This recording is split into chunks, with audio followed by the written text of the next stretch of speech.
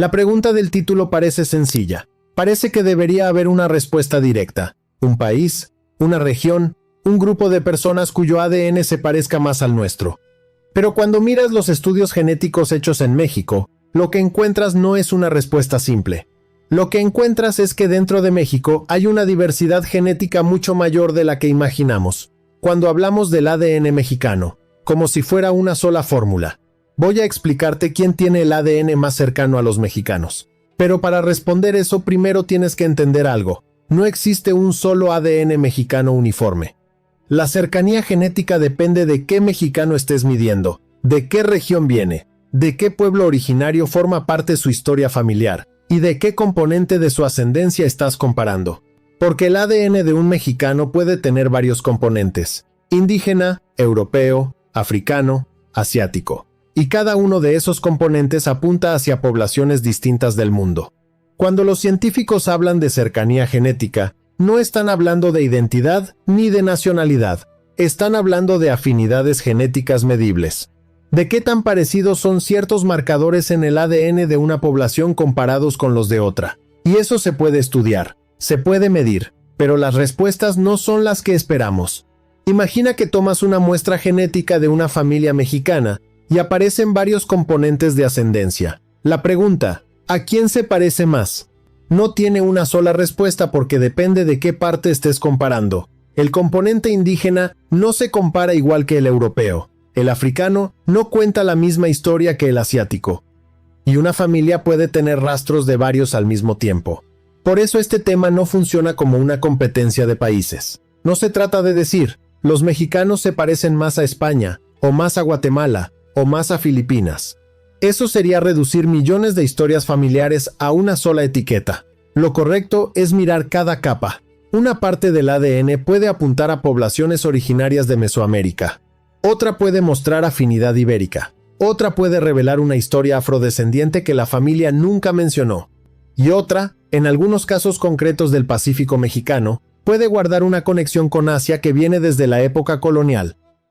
El componente europeo es la otra gran pieza del rompecabezas, y aquí está lo verdaderamente sorprendente. Muchas de esas capas no son visibles a simple vista. Una persona puede tener apellido español y una ascendencia indígena muy importante. Puede vivir en una ciudad lejos de la costa y tener una rama afrodescendiente olvidada. Puede llevar generaciones siendo mexicana, y aún así conservar una señal genética de migrantes que llegaron desde el otro lado del océano. Eso no convierte el ADN en un destino ni en una identidad automática, pero sí lo convierte en una pista histórica. Una pista que puede revelar movimientos de personas, encuentros, violencia, migraciones y familias que se formaron mucho antes de que alguien pensara en hacerse una prueba genética por internet. Por eso la verdadera pregunta no es solo a quién se parece el ADN mexicano, sino cuántas historias distintas pueden estar escondidas dentro de una sola familia mexicana. México reconoce 68 pueblos indígenas, no 60, no 70, 68. Y cada uno tiene su propia historia de territorio, lengua, aislamiento, migración y mezcla. Un maya yucateco no representa genéticamente a todos los pueblos originarios de México. Un rarámuri de Chihuahua tiene una historia genética distinta a la de un zapoteco de Oaxaca. Un mixteco tiene una historia distinta a la de un wixárika. Y eso no es solo cultural. También aparece en los estudios genéticos. Investigaciones con poblaciones indígenas y mestizas mexicanas han encontrado diferencias genéticas muy marcadas dentro del propio país. Algunas poblaciones indígenas mexicanas pueden diferenciarse genéticamente tanto entre sí que hablar de un solo ADN indígena mexicano sería completamente incorrecto. Lo sorprendente no es que México sea diverso, eso ya lo sabemos. Lo sorprendente es que esa diversidad también aparece en los estudios genéticos con una fuerza que rompe la idea de que todos venimos de la misma mezcla. Entonces, cuando alguien pregunta quién tiene el ADN más cercano a los mexicanos en cuanto al componente indígena, la respuesta depende de qué pueblo y de qué región estés midiendo. Por ejemplo, algunas poblaciones mayas del sureste mexicano pueden mostrar afinidades genéticas con poblaciones mayas de Guatemala o Belice, cuando los estudios comparan muestras concretas de esa región. Pero esa cercanía no se puede asumir solo por compartir lengua o cultura. Debe comprobarse población por población. Pero eso no significa que un maya yucateco tenga el mismo perfil genético que un purépecha de Michoacán o que un otomí del centro del país. Y eso es importante entenderlo. La comparación genética debe hacerse pueblo por pueblo y región por región. No puedes agarrar a cualquier mexicano y decir que su componente indígena se parece automáticamente a tal o cual población. Depende de cuál sea su herencia específica.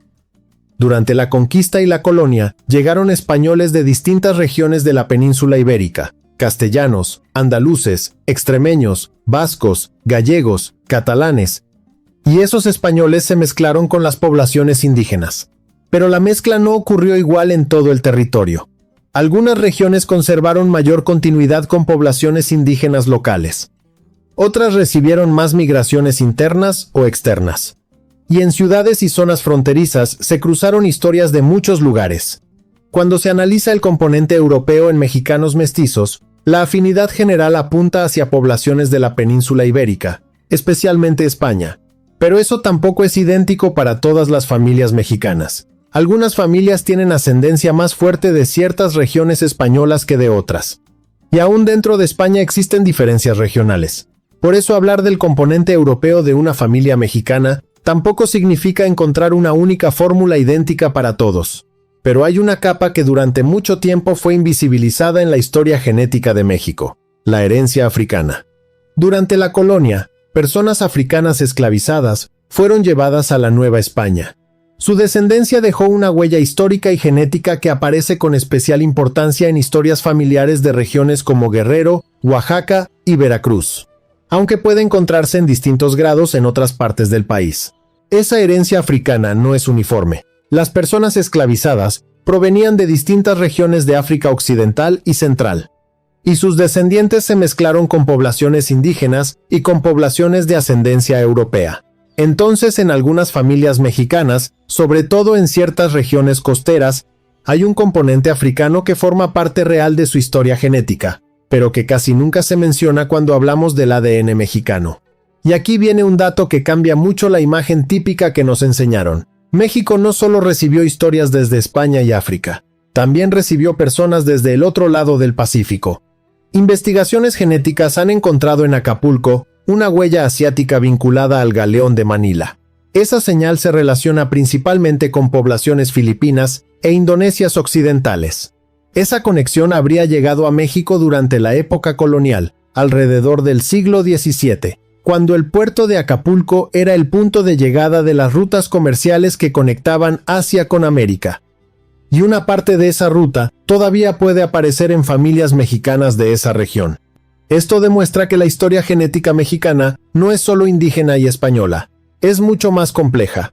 Tiene capas que vienen de continentes distintos, de migraciones distintas, de momentos históricos distintos, y todas esas capas se mezclaron de formas que nadie planeó. Entonces, ¿quién tiene el ADN más cercano a los mexicanos? La respuesta real es que depende de qué componente estés mirando. Si mides el componente indígena, las poblaciones más cercanas dependen del pueblo específico, mayas mexicanos con mayas centroamericanos, por ejemplo. Si mides el componente europeo, la afinidad apunta hacia la península ibérica. Si aparece componente africano, las conexiones van hacia África Occidental y Central. Si aparece componente asiático histórico, puede haber conexión con Filipinas o Indonesia Occidental. Pero no hay una sola población extranjera que sea la más cercana a todos los mexicanos, porque dos mexicanos de regiones distintas pueden tener perfiles genéticos bastante diferentes. Esas comparaciones deben hacerse con muestras reales, no con suposiciones sobre ciudades, fronteras o idiomas. Y aquí sí me cuesta comprar la obsesión por el porcentaje exacto, porque una aplicación puede decirte 42% de una cosa y 38% de otra, pero eso no te explica quién dejó de hablar una lengua en tu familia, ni por qué nadie volvió a mencionarla. Las pruebas comerciales de ADN pueden darte pistas. Pueden estimar afinidades con ciertas poblaciones según las muestras que tengan en su base de datos. Pueden darte una idea sobre ascendencias regionales. Pero no pueden reconstruir por sí solas toda tu historia familiar, decirte qué lengua hablaban tus abuelos o definir cómo debes identificarte. Esas pruebas dependen de bases de datos de referencia. Y las bases de datos no tienen muestras de todos los pueblos indígenas de México. No tienen muestras de todas las regiones de España. No tienen muestras de todas las poblaciones africanas que fueron traídas a América. Entonces lo que te dan es una estimación basada en lo que tienen disponible. Es una pista, no es una verdad absoluta. Y las pruebas tampoco equivalen automáticamente a identidad cultural o pertenencia comunitaria. Puedes tener componente indígena en tu ADN y no hablar ninguna lengua indígena. Puedes tener componente europeo fuerte y sentirte completamente mexicano, sin ninguna conexión con Europa. Puedes tener mezclas de todo tipo y no identificarte con ninguna de tus herencias específicas, solo con ser mexicano, porque la genética te dice de dónde pudieron venir tus ancestros hace generaciones. No te dice quién eres tú. Y hay algo más que las pruebas no siempre capturan: las migraciones recientes.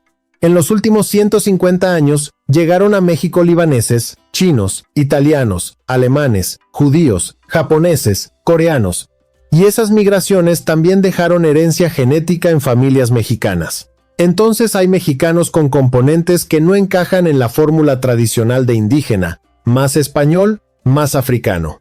Hay mexicanos con ascendencia del Medio Oriente, de Asia Oriental, de otras partes de Europa, y eso también es parte de la historia genética del país. Y aquí está uno de los hallazgos más fuertes. Dentro de México existen diferencias genéticas enormes.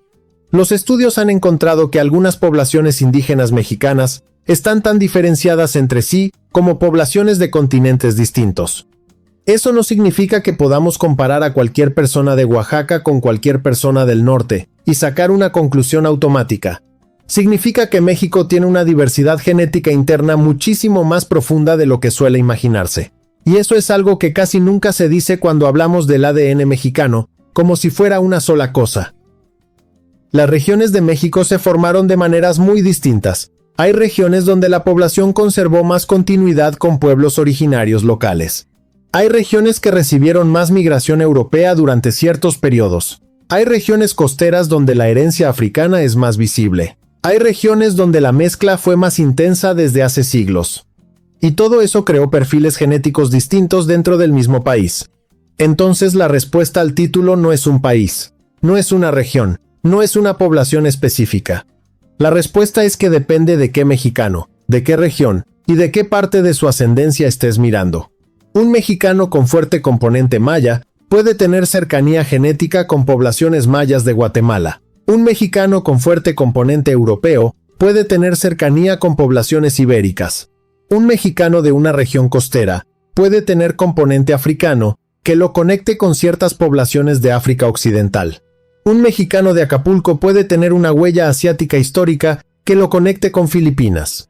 Pero México no cabe en un solo porcentaje, no cabe en una sola comparación, porque México siempre fue muchas historias cruzándose, pueblos indígenas con miles de años en este territorio, españoles de distintas regiones llegando durante siglos, africanos traídos contra su voluntad y que dejaron descendencia, asiáticos que llegaron por rutas comerciales del Pacífico, migrantes de todo el mundo que llegaron en distintas épocas y se quedaron. Y todas esas historias se mezclaron, algunas familias más con unas poblaciones, otras familias más con otras, algunas regiones de una forma, otras regiones de otra. Y el resultado es que no existe un ADN mexicano, existen millones de combinaciones mexicanas, y cada una cuenta una historia distinta. Entonces, ¿quién tiene el ADN más cercano a los mexicanos? Depende de qué mexicano, de qué región y de qué parte de su ascendencia estés mirando.